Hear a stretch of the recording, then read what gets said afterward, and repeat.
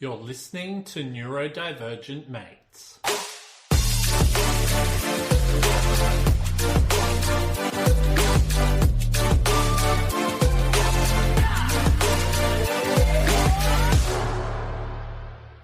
Hello and welcome to another episode of Neurodivergent Mates. I'm your host, Will Wheeler, and today it's actually been quite an interesting day. We're meant to have our full podcast today, but unfortunately, our guest who was coming on today messaged me last minute, and we weren't able to get her on. But don't stress, we will be getting her on shortly.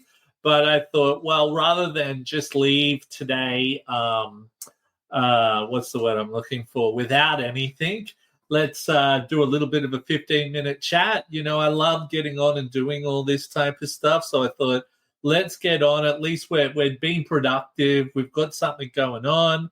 I might be able to share a little bit about some of the things that we're going to be up to this year. But more than anything, I did want to sort of go over the topic of the power and purpose of building a community. But before I do get stuck into that, I might just do a little bit of housekeeping as normal. So if you haven't already done so, please subscribe, like, and follow to all of our social media pages. We're available on TikTok, Facebook, Instagram, X, Twitch, YouTube, LinkedIn. And if you haven't already done so, wherever you listen to your podcasts, please, we're on every podcasting service you can think about.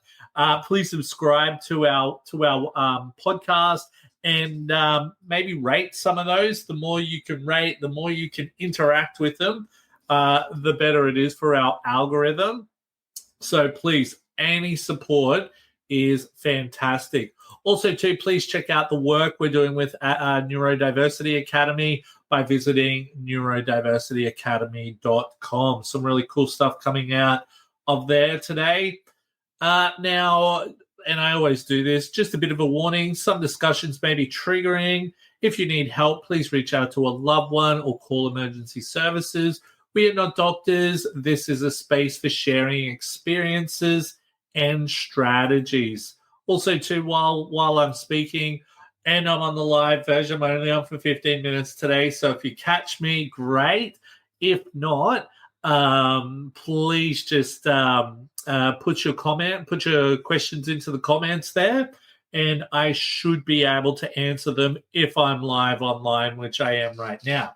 But cool. So let's get stuck into this. Some really interesting stuff. Happy New Year, everyone. And like I said that in the last podcast, but this is my first sort of 15-minute chat with everyone.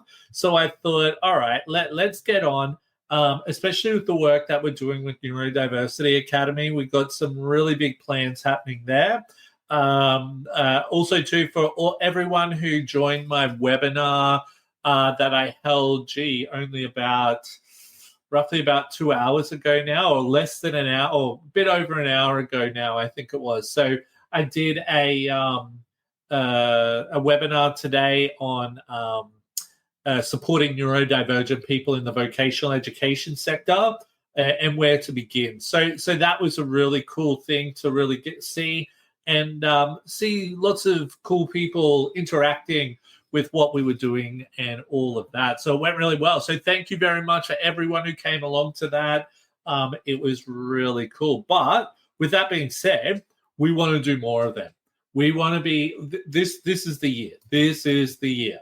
Okay. So what we really want to try to do this year is, and this is sort of ties in beautifully to what we're talking about by building a community and all of that. So, this year, we're really working hard in getting into a lot of the schools here in Australia, and more trying to do some short events to work with or to help parents and neurodivergent students in regards to their career development. Okay, I think the biggest thing that I sort of take away from when I'm doing a lot of presentations at conferences, all of that, I get a lot of parents coming up to me after my talk and talking to me about their child. Sometimes it could be how worried they are about what their child's future is going to look like and all of that. So, what we really want to try to start doing with Neurodiversity Academy is start creating some, after school events like in the evening, all of those types of things, where we can start speaking with parents and all of that to help them to be able to help their children and all of that to start helping with that career direction. I think the biggest thing from when I was in school, it was like, look, if you don't achieve this, you won't be able to do that. But really, you can, if you don't achieve something, you can achieve something else. Okay, so we want to really try to help people to find what that pathway looks like. So, we want to be creating some events with, like I said, the schools. We want to be working with a lot of the tertiary education providers to really help them to get ready for a lot of neurodivergent students who we really want to help connect with the right organizations. And then also, what do those jobs look like? What do those workplaces look like that will have, that are going to be perfect for a lot of these neurodivergent candidates and so forth. Okay, so a lot of stuff that we're working on this year with Neurodiversity Academy, but let's get stuck into this and have a little bit of a chat. So the purpose of building a community. So what I want to start with is the role of community in personal and professional growth.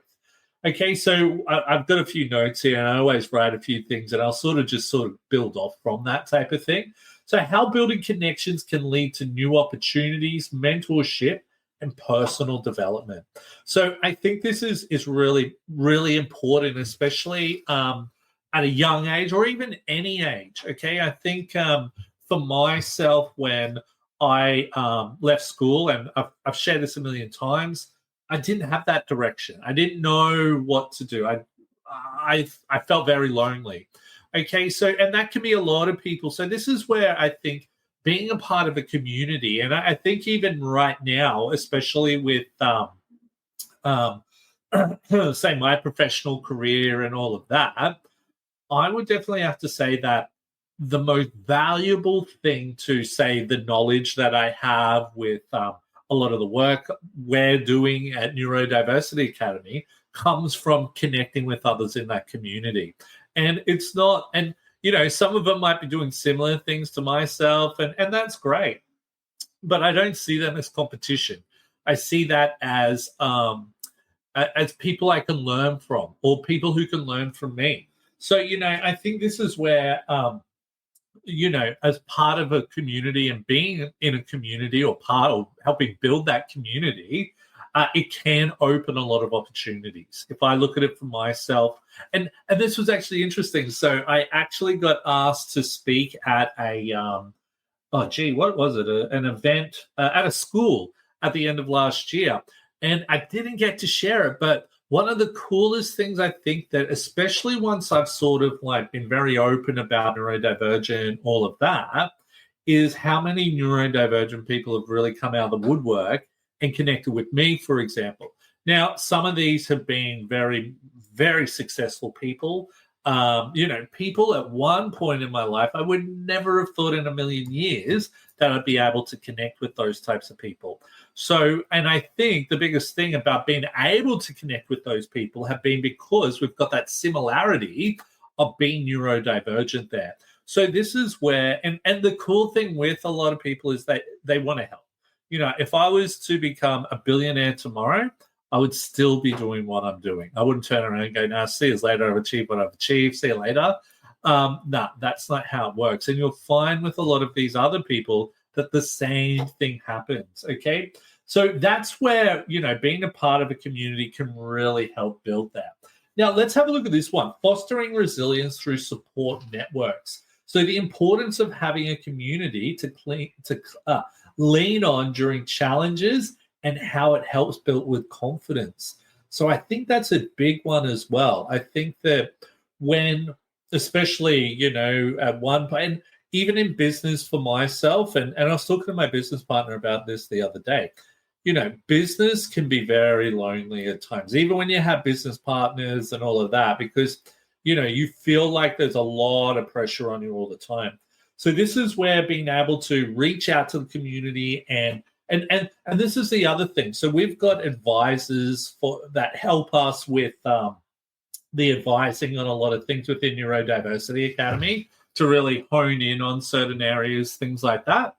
And that has really helped me in certain situations where, and this is the thing, when you're sort of in business, for example, it could be your career or whatever, it feels like this. You have those up and down periods. What's going to help you get on that uprise again type of thing? And this is where the community has been very beneficial for myself. And I can see how it now plays such a role for not only myself, but for everyone involved. Now, creating inclusive spaces for neurodivergent individuals, so how communities can promote understanding, acceptance, and neurodiversity inclusion. All right, so I think, when we can bring people together, it's like we've got like a similarity, all right? And it's hard to see that when you're on your own. But when you're around others who have maybe lived a similar life to yourself, have sort of same opinions as yourself on maybe some of the struggles you have, you've got that in common and you're able to really grow and develop around that. I'm not saying that we should, don't get me wrong, I think that's still really important to have positivity, not just coming in and ragging on everything. I sometimes see that.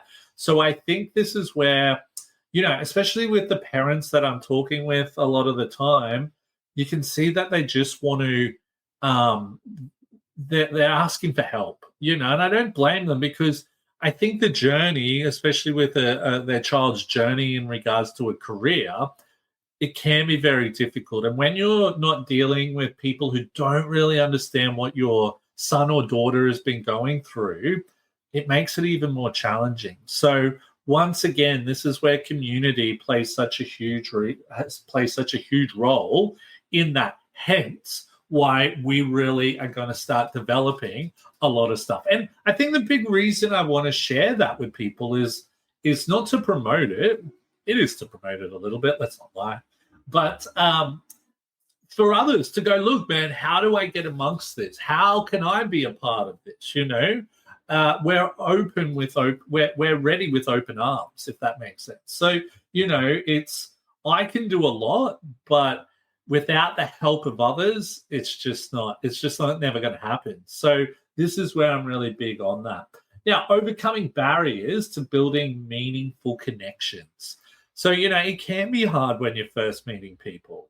So what can we do to really help people feel more comfortable in being certain situations? Do we create events where people, you don't have to come in person, or there's sensory accommodations in place, or things like that? So this is where I think this is really important, especially when we're building a community, being understanding of each other. Why do we need to do this? Okay, understanding that. Okay, it was actually interesting. I had a webinar today, and we're talking about neuro inclusion in the vocational education space, and someone's like, why can't we just maybe put all the neurodivergent people in their own classroom? And it's like, it's a bit not inclusive. So I think that's a really good point in regards to, even if you're not neurodivergent and you want to be a part of a community as an ally or something like that, that's gold as well. And to wrap it up, practical steps to start building your community.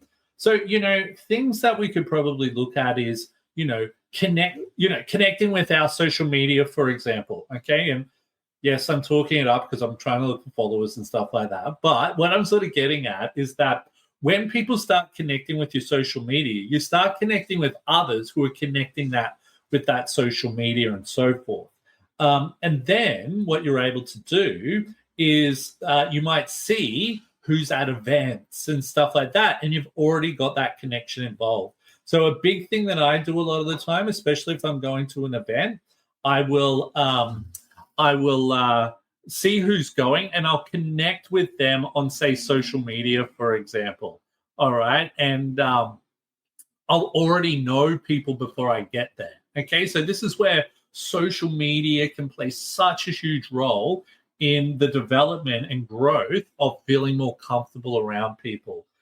Building your what's the word? What do they call it? Like your crew, building your crew or something like that. I don't know. But no, it can be so helpful. But look, that's 15 minutes right there. Look, thank you so much for listening to me. Just a short one. Like I said, the podcast that we were meant to have on today, the person just had to postpone it due to a few things happening. But we will have that on maybe next week or the week after. But like I said, I wanted to do something just to share something with everyone, just to keep you up to date and everything like that. So look, if you haven't already done so, please subscribe, like, and follow to all of our social media platforms. Reach out if you want to ask some questions and that in the future, or come on the podcast if that's something you're interested in as well. And we'll go from there. But look, thank you so much. My name's Will Wheeler, and this is Neurodivergent Mates. Till next time.